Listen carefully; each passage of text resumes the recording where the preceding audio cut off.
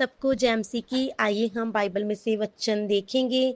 वचन में हम देखते हैं मत्ती की अंजील 11 अध्याय 28 आयत में यीशु मसीह ने कहा, हे सब परिश्रम करने वालों और बोझ से दबे हुए लोगों, मेरे पास आओ, मैं तुम्हें विश्राम दूंगा। प्रभु यीशु मसीह एक बार फरीसी के घर में खाना खाने आए। फरीसी यहूदियों के धर्म गुरु हुआ करते थे। वे बड़े धार्मिक लोग थे। वे मंदिर में बैठते थे और धार्मिक शास्त्र अध्ययन कराते थे, लोगों को ईश्वर के बारे में बताते थे और अपनी क्रिया कर्म और धर्म व्यवस्था में बड़े पक्के होते थे। इस फरीसी व्यक्ति का नाम शमौन था, जिसके घर में यीशु और उसके चेले जो आए थे।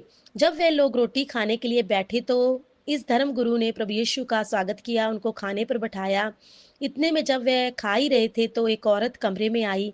ये औरत अपने हाथ में एक इत्र लिए हुए आई और वे आकर प्रभु यीशु के पाँव के पास बैठ गई और रोने लगी, और रोते हुए उसने सुगंध द्रव्य को यीशु के पाँव पर डाल दिया और आंसू बहाते हुए उसके पाँव को अपने बालों से पोंछने लगी।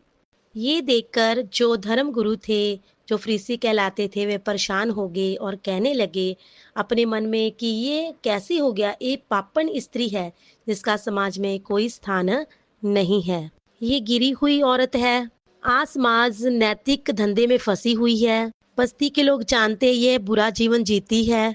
तो प्रभु यीशु मसीह ने क्यों इस औरत को इज्जत दी कि वे उसे नजदीक आने दे और अपने शरीर को छूने दे और अपने पांव पर उसको इत्र डालने दे। प्रभु यीशु मसीह को मालूम पड़ गया कि लोग अपने अपने हृदय में, मन में उसके लिए क्या सोच रहे हैं। यीशु मसीह ने कहा, जो औरत ने किया वो पश्चाताप है, वो ठीक है। ये अपने पापों से परेशान थी और अपने अपने पश्चाताप को प्रगट उसने अपने आप को किया है। इसने अपने पश्चाताप को प्रगट किया है। यीशु मसीह ने कहा, इसके जो पाप है इसे मैं क्षमा करता हूँ। जब यीशु मसीह ने ये शब्द बोले तो बहुत लोग परेशान हो गए कि ये तो एक मनुष्य की तरह दिखाई देता है, ये पापों को कैसे क्षमा कर सकता है? क्या इसे पापों को क्षमा करने का अधिकार है?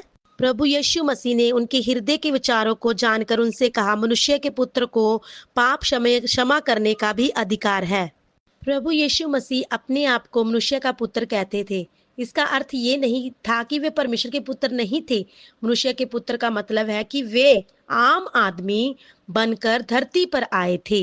वह आम समाज में रहे, गरीबों के पास, लाचारों के पास, समाज के गिरे लोगों के पास वो आए थे। प्रभु यीशु मसीह ने आकर परमेश्वर के प्रेम के बारे सबको बताया।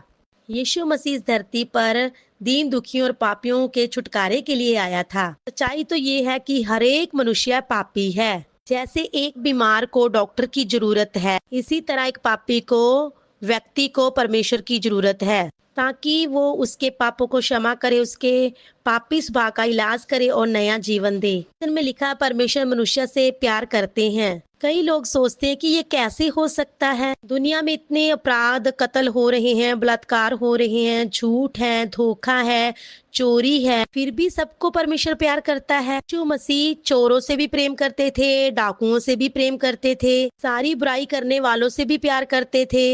प्रभु यीशु मसीह परमेश्वर जो स्वर्ग में है, पापी मनुष्य से प्रेम तो करते हैं, लेकिन जो पाप है बीमारी की तरह लगा हुआ है, उससे वे नफरत करते हैं। इसीलिए प्रभु यीशु मसीह पापियों को बचाने के लिए इस धरती पर आए। यीशु मसीह पापियों के बीच में आए। शराबी, वेश्याएं, चोर, अपराधी लोग उनकी संगत किया करते थे। उनको पिता परमेश्वर का शुभ संदेश दिया करते थे। वह परमेश्वर के बारे में बताते थे कि स्वर्ग में कोई खूनी, क्रोधी ईश्वर नहीं बैठा हुआ। परमेश्वर है, वह खतरनाक नहीं है। स्वर्ग में हमारा सृष्टिकर्ता पिता है जो मनुष्य से प्यार करते हैं, और वो पिता हमें बचाने के लिए अपने प्रिय पुत्र प्रभु यीशु मसीह को इस संसार में भेजते हैं।